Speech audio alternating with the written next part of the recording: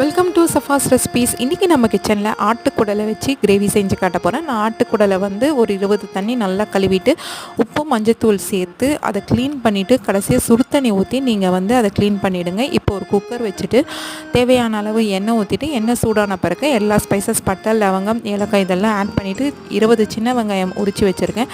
இதை நல்லா நான் பேஸ்ட்டாக அரைச்சி இதில் சேர்த்துட்டு வெங்காயம் வாசனை போன பிறகு ஒரு 2 ஸ்பூன் இஞ்சி பூண்டு பேஸ்ட்டு சேர்த்துக்கோங்க. இது பச்சை வாசனை போன பிறகு ஒரு 3 மீடியம் சைஸ் தக்காளி நான் சேர்த்துருக்கேன். இதையும் சேர்த்துட்டு இது நல்லா மூணுமே நல்லா மிக்ஸ் பண்ணி விட்டுக்கோங்க. இது நல்லா வதங்கின பிறகு நான் க்ளீன் பண்ணி வச்ச குடலை இப்போ இதில் சேர்த்துக்கலாம்.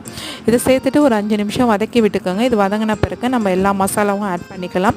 மிளகாய்த்தூள், மஞ்சள் தூள், கரம் மசாலா தூள், மிளகுத்தூள், சீரகத்தூள், தேவையான அளவு உப்பு சேர்த்துட்டு கொத்தமல்லி தூவி ஒரு 15 விசில் விட்டு எடுத்தீங்கன்னா நம்மளுக்கு குடல் கறி கிரேவி ரெடி. கண்டிப்பாக ட்ரை பண்ணி பாருங்கள், எல்லாருக்கும் பிடிக்கும். தேங்க்ஸ் ஃபார் வாட்சிங்.